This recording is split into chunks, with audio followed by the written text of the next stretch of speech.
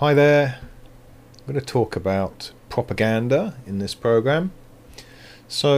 Propaganda is the spreading of information intended to support a particular cause. Typically, propaganda is political in nature, and of course what comes to mind is things like the Soviet Union or communist China, and the state media producing all these glowing reports of how wonderfully the government's working to care for everybody and making things all wonderful. That's kind of that's the way we tend to think of propaganda, I think. And we don't tend to think that there's a lot of propaganda perhaps in Western society, particularly political propaganda. But in fact there is. I see it all the time on Facebook, and I circulate lots of memes as well that are political in nature. And I like to, there's two different kinds of propaganda. There's that which is truthful and the cause is good, essentially, and that in which typically the cause is not good and the truth isn't there either. So there's true and false propaganda, and propaganding is in itself is not a bad thing. It's just the desire to spread knowledge and awareness for whatever cause you hold dear. So I actually admire people who spread propaganda, but on the basis that it's true and factual and not emotionally manipulative, and that ultimately the cause behind it is genuinely a good cause. So I'm going to turn my attention to a particular piece of propaganda that turned up for me on Facebook a few months ago, and this is a cartoon by Milt Priggee that appeared in I think it's the Puget Sound Business Journal. He's done a lot of cartoons, so he's a very well known political cartoonist. And what the cartoon says is a critique of the housing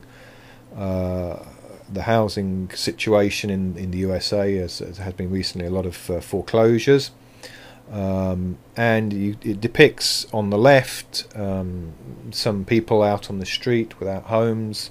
They're living in tents and whatever, which is a terrible thing to happen to people. I don't want to minimise or brush over that. I'm a person that, for rather different reasons, lost my home, and it is difficult. It is difficult.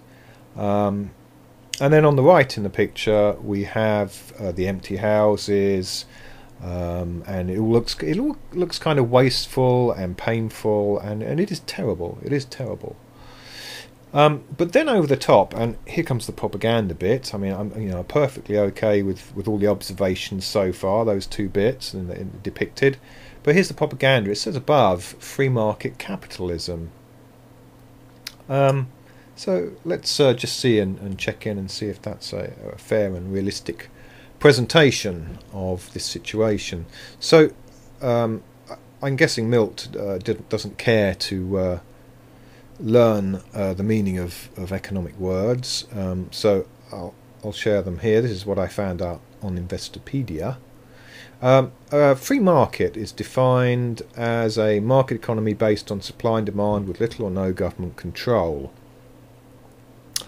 And then it goes on, blah-de-da-de-da, where the sellers are allowed to transact freely, i.e. buy, sell, trade, based on a mutual agreement on price without state intervention in the form of taxes, subsidies or regulation. So that's a free market. And in the US, since we're talking about foreclosure in the US, in this cartoon, there really hasn't been a free market in property ever since the Europeans turned up and established their states. Of course, prior to the arrival of Europeans with their hierarchical government system with central planning and control of the population in the hands of the few, You had these first peoples that lived on the continent, and assuming they found some land that was free and available and wasn't particularly considered to be another tribe's range or land, you could pretty much settle down anywhere. You could throw up a wooden hut or a teepee if you were a more nomadic person, and so you had a free market at that time in history. Now, of course, it wasn't capitalism because there wasn't particularly any means of productions. I mean, the people themselves were the means of productions. They were all effectively self-employed, engaged in a fairly primitive sort of subsistence economics. But anyway, that's the free market.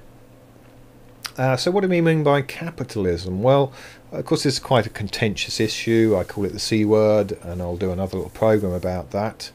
But for the purposes of this program, we'll go with the Investopedia definition, which goes something like this: a system of economics based on private ownership of capital and production inputs, and on the production of goods and services for profits. And the production of goods and services is based on supply and demand in the general market. So this sort of comes back to the free market, rather than through central planning or the planned economy.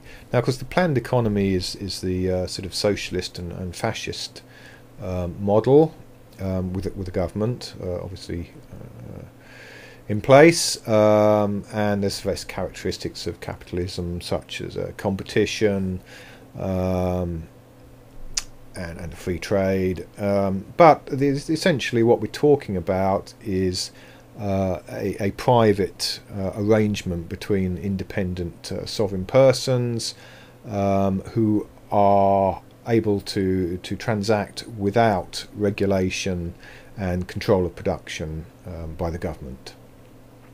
So that's it in a nutshell. That's capitalism and the free market. So let's have a look at this cartoon. We're talking about the property market. So there's really three economic factors involved in this. There's the land, which is obviously necessary to put the property on. There's the construction of the property, both materially, its design, and the labour involved in that. And inevitably, in this current climate, there is also credit. People need to borrow money, and we'll look at that in a moment. In order to purchase the house of their dreams, they need this mortgage. Unless you happen to be very wealthy.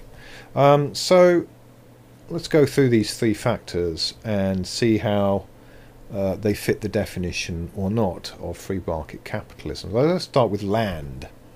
So land, as I said before, used to be available in the free market, but now the governments typically have purchased or obtained criminally through taxation and violence large areas, often millions of acres of land, which are no longer freely available to ordinary people to throw up a log cabin or build a nice little house on.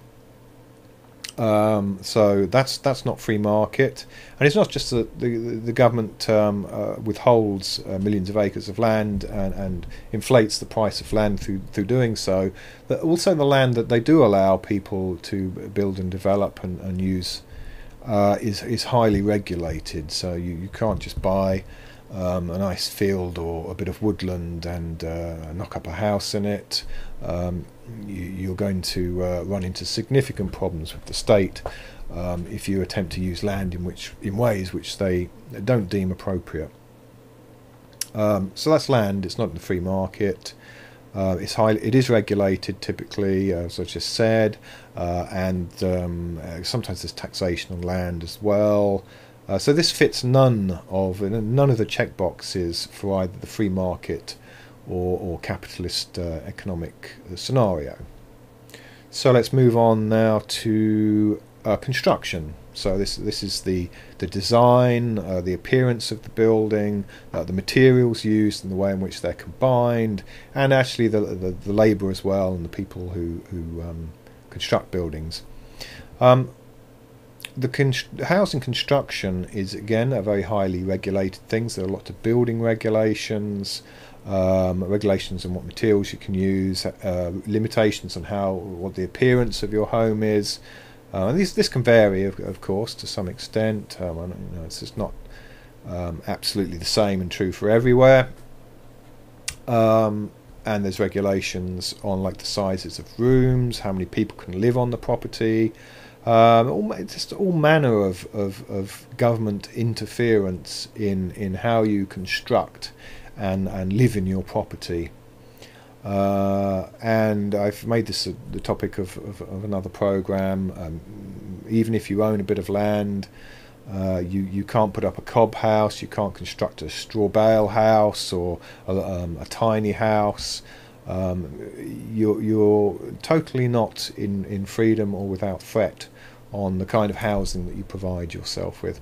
And of course, the effect of this situation applying to land and to construction is the artificial inflation of the price of the house and the costs of constructing a house or purchasing from somebody else, because whenever the government's involved in regulating and taxing, there's a driving up in the costs. Now, of course, this is very beneficial if you happen to be somebody who wants to sell land. You attract a artificially high premium on the sale of that land, and you can sell something for hundreds of thousands of dollars instead of thousands of dollars or whatever, which you would have on the free market.